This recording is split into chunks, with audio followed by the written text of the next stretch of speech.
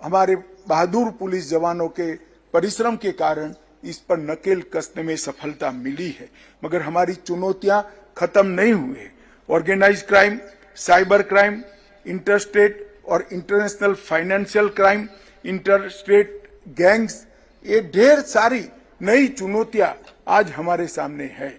Narcotics की तस्करी, crypto currency से देश के अर्थतंत्र को वीक करना, हवाला कारोबार और इसके साथ साथ नकली नोटों के कारोबार के सामने भी हमने हमारी लड़ाई इतनी ही शिद्दत से जारी रखनी है।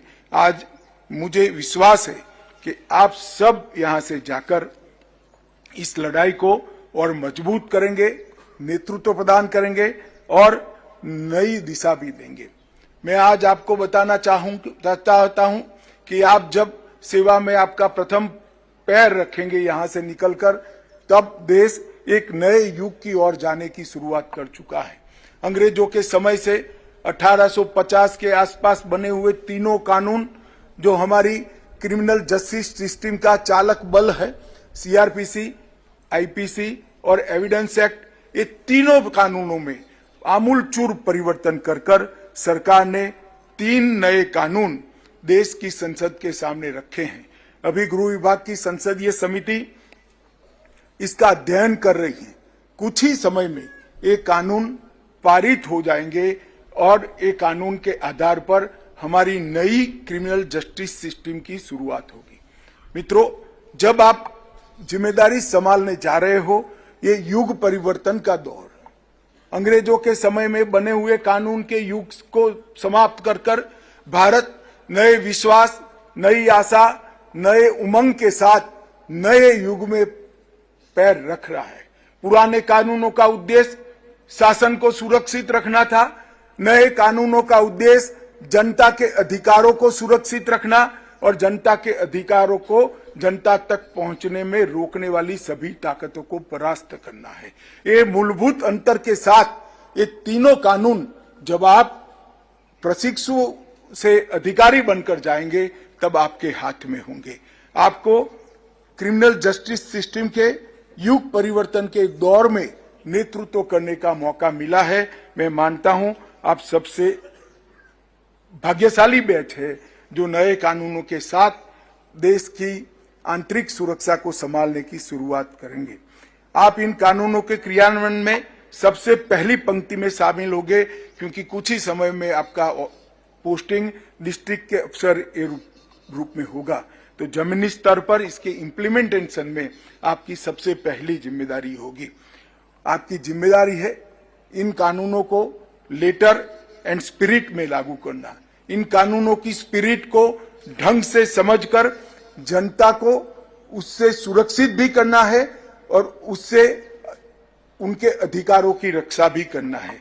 नए प्रावधानों में टेररिज्म की नई व्याख्या की है, ऑर्गेनाइज क्राइम की नई व्याख्या की है, अंतरराज्यीय गिरोह को समाप्त करने के लिए भी कई प्रोविजन किए गए हैं।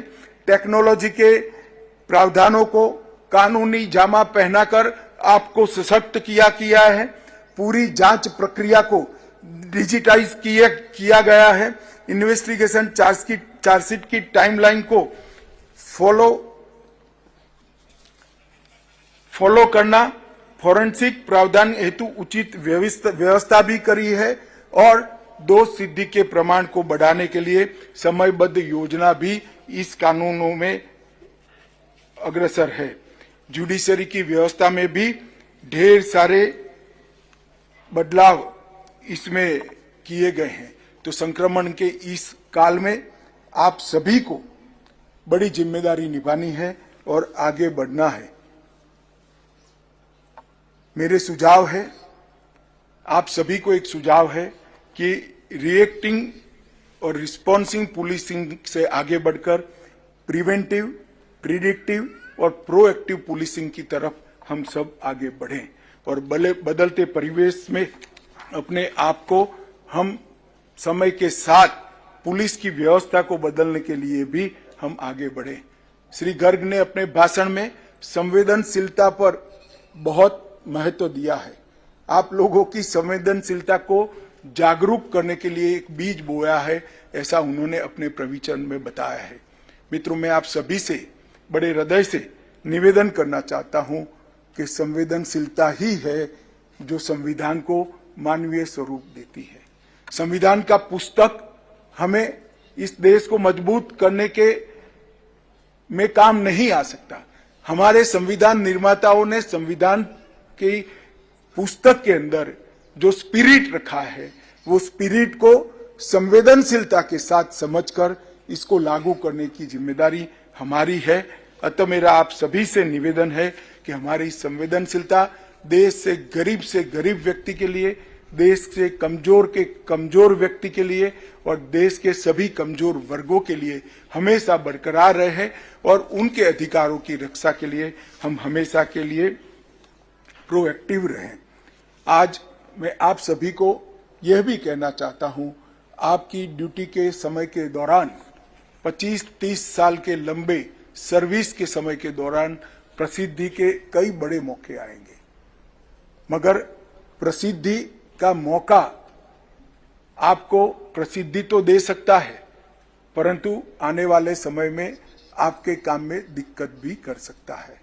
प्रसिद्धि घटनाओं से जो मिलती है उसको साक्षी भाव से स्वीकार कर प्रसिद्धि के मोह में पड़े बगैर हमारी ड्यूटी पर लक्ष्य केंद्रित कर हम आगे बढ़े, ये मैं निश्चित रूप से आपको कहना चाहता हूं।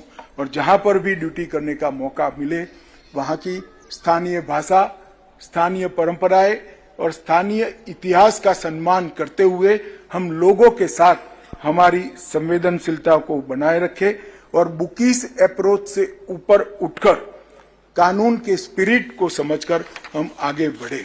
मित्रों, ये 9 वर्ष हमारे देश की आंतरिक सुरक्षा के लिए बहुत महत्वपूर्ण 9 वर्ष रहे हैं।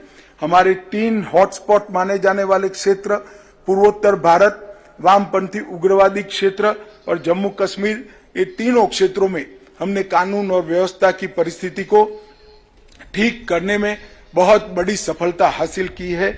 मैं बहुत आनंद के साथ आपको बता सकता हूं कि 2004 से 14 के 10 साल के कालखंड में ये तीनों हॉटस्पॉट में हिंसक घटनाएं 33,200 हुई थी।